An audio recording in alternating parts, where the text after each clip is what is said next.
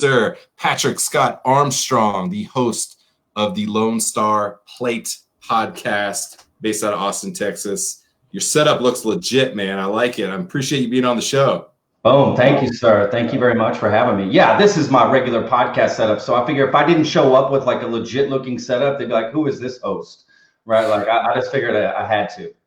Yeah. Well, I set the bar really low because I just schlepped my laptop up to the upstairs, throw the banner up, and just banter with people for a little while. And hopefully not at all. It looks great. So Lone Star Plate podcast. I can guess that there's a theme or a focus group within this, but tell us a little bit about the podcast itself, kind of who you're communicating with, who's on the show. Give us a little bit of background. Yeah, well, it's about Michigan. No, I'm joking. It's about it's about Texas. If you're familiar, the Lone Star State is a nickname for Texas, right? So the Lone Star Plate, we just focus on food. Obviously, pre-COVID, the idea is that we would order in food from a local place and then have a conversation over that meal. Because you have the best conversations when you're sitting down and having a meal, right? I mean, that's just legitimately what it is. So that was the whole idea. And then we would highlight, right, a local chef or establishment, and at the same time have a cool guest and talk about food, because everyone can relate to food. And I didn't just want to have food people on, chefs, owners. They're on as well, but local musicians, actors, politicians, a scientist, a teacher, whoever, everyone can talk about food and how it relates to their life. And honestly, people are excited to talk about food who don't normally get to talk about food, right? That became it. Everybody breaks bread, right? I think it's one of the ways that we connect in the most simple way as humans is that I always tell people, like, if you want to talk about politics, which I don't really want to talk about politics with you, but if you do, feed me and I'm the most open, the most gracious I will ever be. I learn more in that moment of connecting with people through food. And that's what it is. You're connecting with people. The food itself has a story and it makes you feel a certain way, but it's about the people. So I definitely appreciate that. And so, you have a lot of musicians. And like you said, you kind of run the gambit. And I think what I like is, like, you're very clever about interweaving people's personal stories, their professional stories, and food. Why was that important to you when you were kind of creating the model for the podcast? Well, again, food is, like you said, everyone can break bread, right? Like, we all are involved with food. And when you're in the food industry, like I've been for, a number of years, well over a decade, like you can kind of get lost in a little bubble of what you think food is and what the industry is. So it's really important for me to get outside of that and get other people's perspective and how they see things and how they view things. To be honest with you, I've learned more about the industry this way, from talking to people outside the industry, not inside the industry. Those are great conversations as well, but you're kind of tooting your own horns when you have those conversations. So I really do enjoy when somebody comes on the podcast that doesn't have a food background. They have another background and, another passion, but they also have this passion for food, whether they've, recently had a heart attack and switched to being a vegan, and now food is such a big part of their life. Like, there's so many great stories that I've heard on the podcast. Like, it's amazing. So that's what was important to me, just bringing that together. Yeah, there's an interesting contradiction, and I talk about contradictions a lot. I am a walking contradiction. It's very interesting. Having been in the industry for 20 years as a chef, an owner, a line cook, a bar manager, a bartender, like everything in the industry, it's in my DNA. My family's been in the restaurant industry for like 5 consecutive generations. Oh, wow. Yeah, 120 years. Yet I actually feel like I understand, because I have a little more perspective now that I'm taking more of a strategist and a consultant and a podcast host, these different things that made me feel at first like I was outside the industry, yet now I feel like I can have sometimes a more meaningful conversation. So I really respect and understand that. You kind of had to have been in the trenches and then get the hell out of the trenches to actually see the forest through the trees. So I appreciate that. Yeah. Now, the connection to Texas Real Food. Talk about that a little bit. What is Texas Real Food, and then kind of how are you the brand ambassador, the mouthpiece for Texas Real Food? Yeah, absolutely. Look, Texas Real Food is it's a brand new website. So texasrealfood.com, and it's basically just an online, directory, right, where you can put in your zip code of your city and find whatever places around you that are doing all natural, organic, food, right, sustainable, that sort of thing. So whether it be a butcher shop, farmer market, artisanal shop doing little cookies or whatever it may be, you can find it around you. It's really cool. So it just, instead of Googling, you get everything. So this breaks it down and filters out any place that's not doing food like that. So any place that's on the site is doing food that you can get behind, right? The chain, the chain behind it. You can even see within each individual restaurant. On most of them, we'll even put the sourcing of the food and where they get it in the farms. And I mean, you get a lot. It's really awesome, and then from there you can see who provides to all the different restaurants. It's really cool.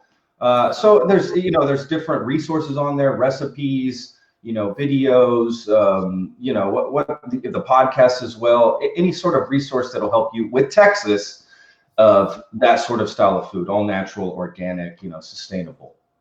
So what I think is interesting, having looked at the site, was it kind of overlaps, and it's more of what we talked about, you overlapping different stories and genres into food, because you have very linear technology where it's like, you want food and it's near you, here it is. Yeah. It also then is a storytelling mechanism, because you're talking about creating depth of story, of connecting to the restaurants, to where they're sourcing their food, and then having the podcast to be able to have that voice too.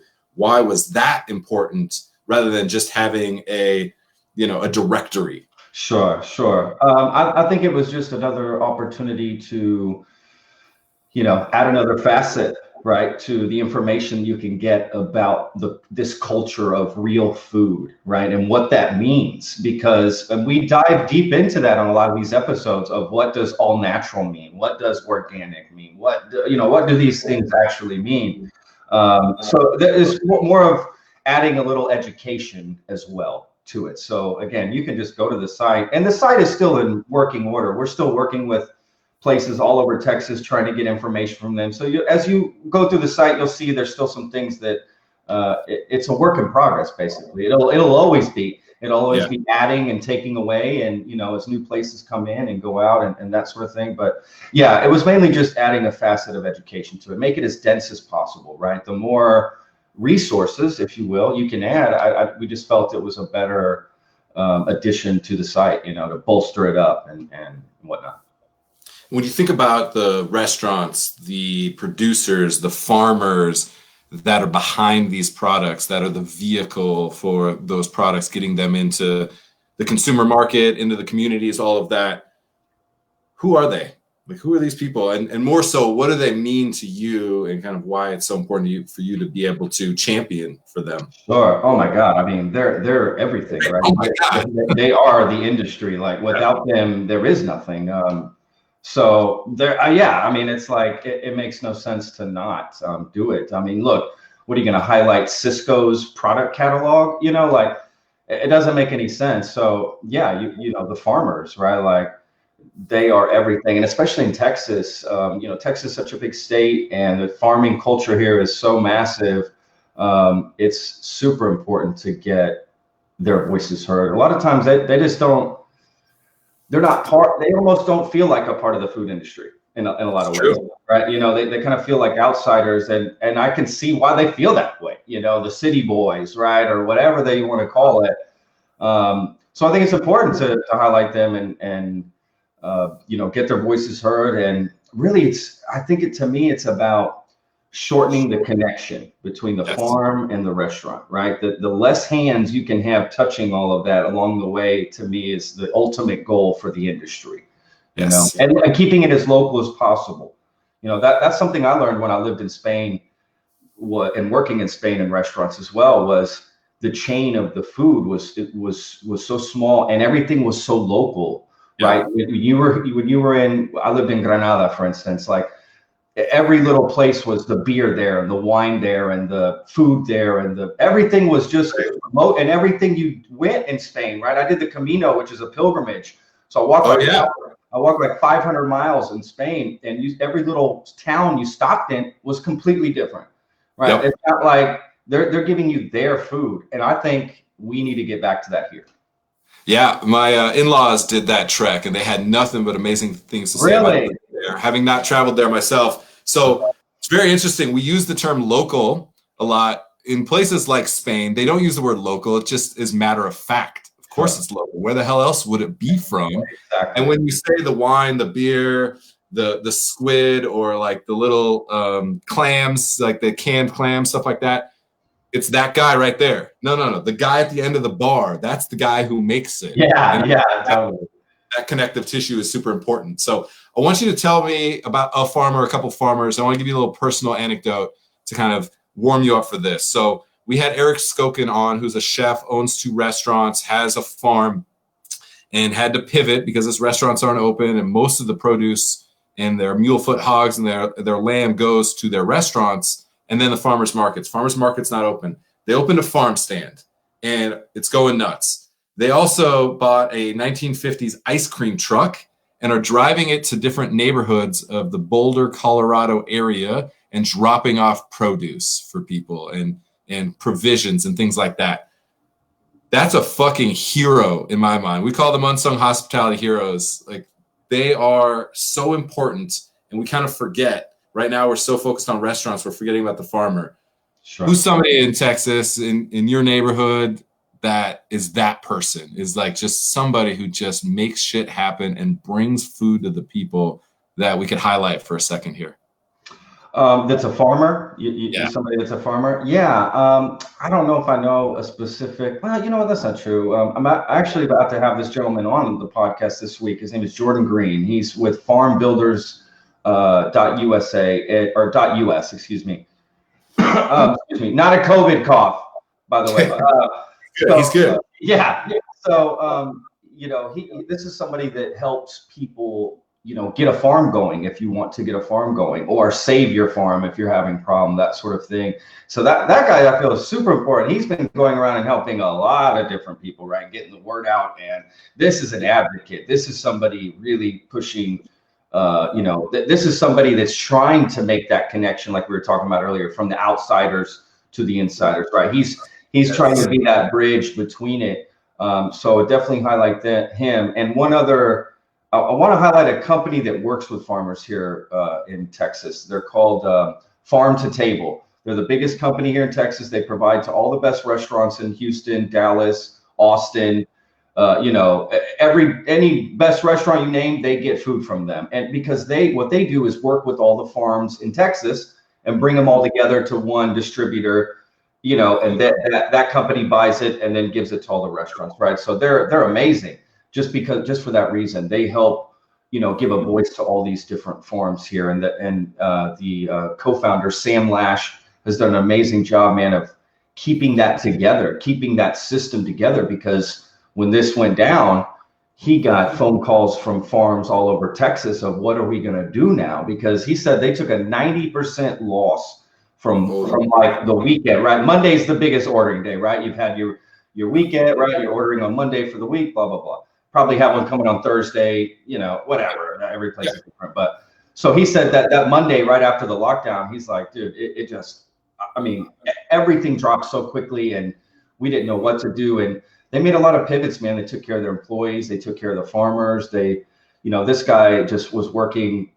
8 days a week, 25 hours a day, just one of these dudes just making it happen and keeping it afloat. And he's done it. It has worked, So yeah, I definitely want to give that dude a shout out, man, because both of those guys are amazing in my book.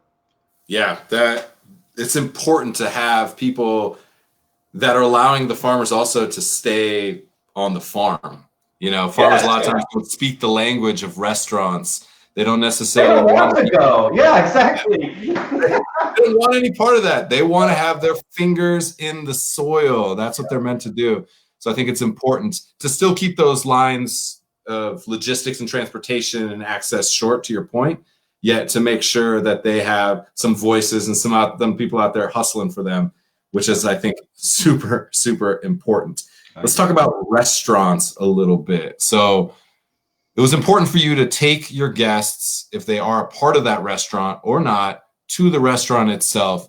Why was that critical when you're thinking about the show being at the restaurant itself? And then maybe who are some of the restaurants that you fucking love taking people? Like if I were to come from Denver to Austin, you're like, we got to go here. We got to go here. I'm sure you'd take me on the full tour. Sure. Austin, by the way, one of my favorite food cities anywhere in the country. And then I always make it out to Dripping Springs to go see Jeffrey Stuffings at Jester King. So why it's important, and then maybe a couple of the places you like to take people. We've actually only done the podcast in one restaurant, actually. Oh. We do it at a studio, but the reason I did that is because I went to London. That picture that you have is I'm at the very first. Gotcha. I'm at the very first farm to table restaurant in the world. Was there in London at that particular place, so that's why we went there and did it there. So those are the other. What's it called? What's that? What was it called? The Duke of. Oh God, the Duke of Carrington or so. Oh my God, I wish I could remember the name. I don't know. It's on my, on my. All right, you make sure and circle back and drop a link to it in the comments. There we go. That's what I'll do. It has the most British name you've ever heard, right? Like I just couldn't stop laughing about it. Like the Duke of. I mean, it was just so like. But that's London. That's London. But yeah, normally we had thought about that, going to the places, doing the podcast there. But honestly, man, look, I come from the industry. I'm not trying to be that jackass showing up and creating a scene at the restaurant. And I don't know what's going on. If they got, I've been there. So I just didn't want to do that, but I still wanted to, buy food from them, right?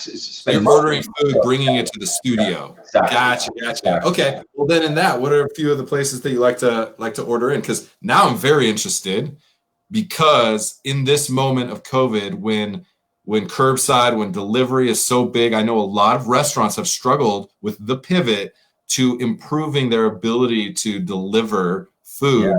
Yeah. And so you have some insight, because you've been kind of asking that of restaurants for a while. So maybe what are a couple of the restaurants that are go-tos because they just always did a good job of the delivery, the pickup side? Yeah, that's a good point. You coming from the industry, this, like delivery and takeout is an iffy thing at restaurants. I mean, some I've worked at restaurants that didn't do anything like, never would they ever, because the dish doesn't deliver well, right? You can't, it just the way it's set up and plated, you can't deliver the dish or takeout or to go, right? Like we wouldn't even let people take their food to go that they didn't finish. So I think that the key now is that every restaurant is seeing that they can do that. So yes, before I was seeing a lot of places struggle with delivery, and to be honest with you, even places that I'm like, oh, they're great, they still struggle with delivery because they never really had an opportunity to put a lot of focus on it. It's just always sort of a side thing, little side revenue stream. It's my marketing stuff, right? Because all these places take so much of a cut. You're kind of just, it's a marketing thing, whatever. It spreads my reach a little bit more. But what I'm seeing now is people are getting this down packed. They know exactly how to pack things up, deliver the food. So if there's one good thing that'll come out of this, is that restaurants will learn how to do delivery and to go and take out like amazingly. And that's a great thing. I mean, to be honest with you. So yeah, that's the biggest thing I've seen, just the improvement of, the logistics of it, right? Just the little things you, as a consumer, you wouldn't think about. But from my perspective, everything, the boxing it up, the way they're putting all the sides and this and that, and, keeping it safe and clean and sanitized and whatever. It's amazing. It's amazing. I would say the best place here in Austin doing that, and maybe you've heard of them, is the Peach Tortilla. So shout out to Eric Silverstein, who is crushing it, dude. I mean, I knew that guy would be fine when this went down, but man, if any business should look at what to do during this time, it's that business. Look at what the Peach Tortilla is doing in Austin and follow suit. Just look at how they pivoted and adapted, because you can't just pivot and adapt. You have to market it as well. Yeah. And people know that you're doing that. And I get it. It's a lot for owners and managers and everything to deal with right now. It's just so much to deal with. So, but if you want to help and get some ideas for your own place of business, look at that. The Peach Tortilla in Austin. They're crushing it.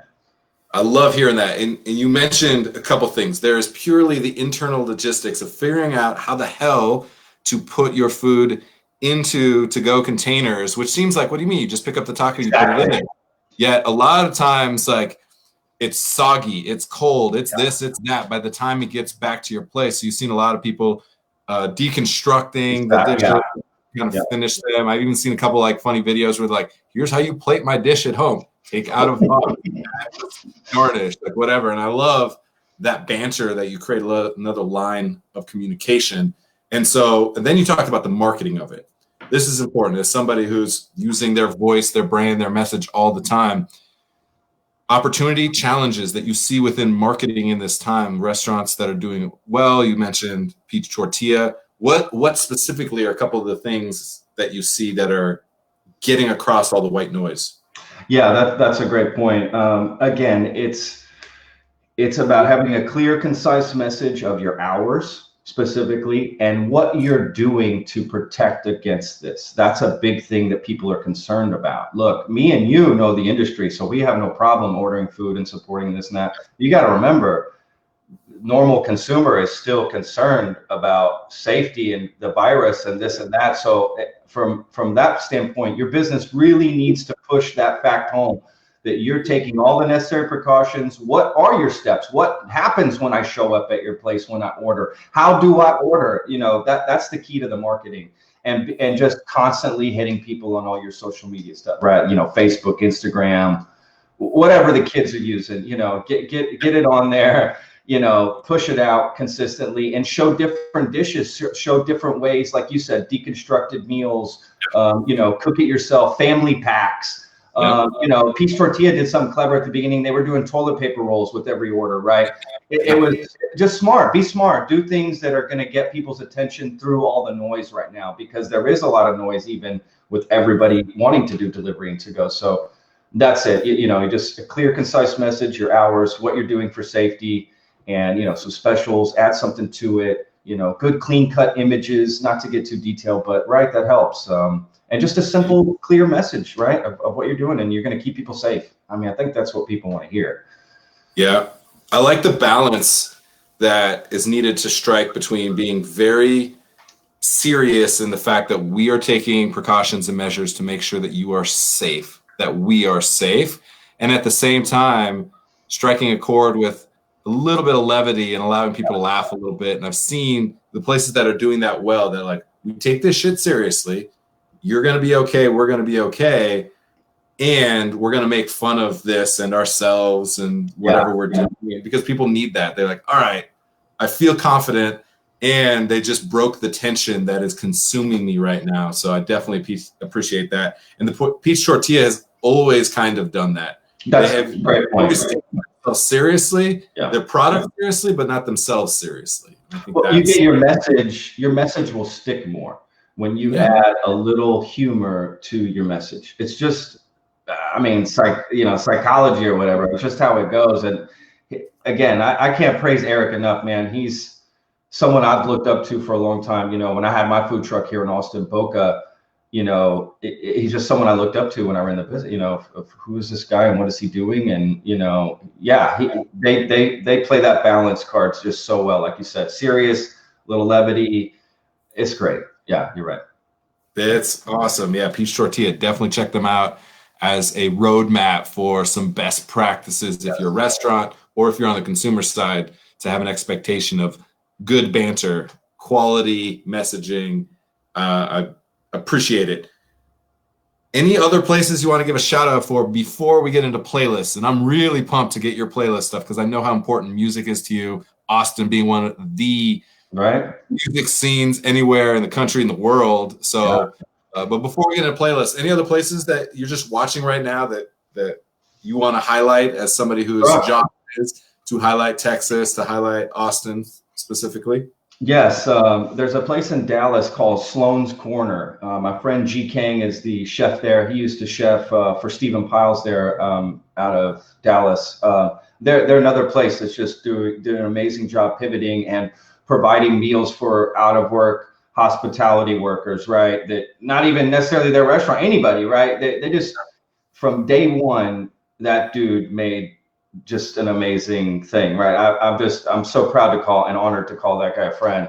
But he took his restaurant and just did the most amazing thing with it, man. Just he's giving back. Again, same messaging as sort of Peach Tortilla. So Sloan's Corner in Dallas, Via 313 here out of Austin, another pizza place. Same thing. They just did an amazing job pivoting. They're becoming such a critical establishment here in Austin, and I really can appreciate what they do for their employees as well. Oh, I love that. Yeah. Do you feel like right now places are either continuing to have that leadership, or do you also see places that weren't really on your radar when it came to this type of leadership, putting themselves out there, clever marketing, being connected to the community, that are really coming out of this? Like, do you see opportunities for people that thought they were the little guy or didn't have a brand or weren't on your podcast or weren't in articles, didn't have the big name chef, like that they can punch above their weight potentially right now because they can connect with their community in a meaningful way? That's a great question, man. Yes, that's a really good question. To be honest with you, yes. And that's something that probably people in our industry aren't even thinking about. But, and not to sound crass, but there are opportunities to be had right now. It's just the way it is. So, you can look at it any way you want as a business owner, but you're right. This is a great opportunity for people who can punch above their weight. I mean, you're 100% right. If you can get delivery down and take it right, you could make a name for yourself right now and get out there and do something. You're right. And other places that are not, that maybe were thriving and doing well, but they didn't do the pivot right, they're not right. They're hurting. It has the effect both ways, where you're punching way below, or like you said, punching up. So yeah, I think it's a great opportunity. I would say for anybody in the industry right now that's struggling as an owner, as hard as it is, you can come out of this with a good opportunity if you look at it right. And again, just take heed of what other places are doing that are doing it right, and just follow what they're doing. It's really that simple. Yeah. It's an opportunity to communicate and to show the depth of hospitality, which doesn't just mean having people in your dining room. I think that is playing out right now. And some people are struggling with it, and some people are absolutely impressing the shit out of me when it comes to their ability to communicate and show hospitality in a wide range, the depth and width that you can go. So I really appreciate that. All right, playlist, man. Like we got some artists to talk about. I am sure how important music is to you. So give it to us. Who are some artists we need to be paying attention to? Okay, look, Austin is the live music capital of the world. So look, there's a new guy that I just discovered. His name is Joe James, J-O James, right? He's got a song. He tried out for The Voice. He almost made it. He was so good. The guy's so good. He's got a great video on YouTube about it. But he's got a song on Love Right Now. He's bluesy. Think Gary Clark Jr. style sort of thing. Another good Austin guy to check out. But Joe James, I'm going to give the little guys a little bit of a so Joe James, Tom Meny, Meny, phenomenal, award-winning songwriter. Natalie Price, female singer, beautiful. Ray Prim, Austin legend. Ray Prim, that guy is the voice of an angel, bro. Just like, I mean, great. And then Bob Schneider, I've had him on my podcast a few times. He is by far probably the biggest Austin artist of all time, besides Willie Nelson, to be frank with you. So got to give a shout out to Bob. He makes the music scene so much. So yeah, those are some great people to check out. That's a good list. And anybody whose name is anywhere near Willie Nelson, you're doing big things. Yeah, Patrick, my friend, so great talking with you. I love how infectious your positive energy is. We're taking those words and turning them into a weapon for good. I think it's important in this time that we have people that are advocates, that are continue to champion for so many fucking good people. Yeah. Patrick, so many good people everywhere across the country, around the world, in the hospitality industry, in food and beverage and music, in farming and agriculture, all of it, and showing how we're more connected now potentially than ever is unbelievable to think about, yet we keep seeing it play out. And so I'm excited to see what happens next for you, for Texas. So thank you. Thank you for being on the show. Thank you so much, Jensen. I really appreciate it, man. Thank you to everyone out there watching. Cheers. All right, buddy. You have a good day. I know you got another podcast show to go do, so you're a busy guy. I appreciate it. Yeah, I gotta get to work. Okay, I just hit this X up here, or what's the deal? Oh my gosh, that sounds so. Get you out of here. You're gone. All right. Nice. Patrick Scott Armstrong from the Lone Star Plate podcast. He's in Austin, Texas. It's great. All about communication. I'm going to keep saying it again and again and again. Communication, communication, communication. Restaurants, the farmers, the entities, any kind of business, anything across any industry, let alone hospitality, that is communicating in this time, you're going to win. They're going to win. They have an opportunity, I should say, at least, to win coming out of this because they are cultivating community. And that's what we see again and again. We thought our communities a lot of times were bigger because we were destination restaurants, or we had the bravado, we had the articles and the credentials and the namesakes, all of that. Yet we're seeing right now the community that's right down the street is the one that's really mattering in this moment. So I appreciate being able to share that from, all over, especially here in Denver, but then across the country, because there's so many people that are really manifesting that hospitality in this challenging moment. So great stuff.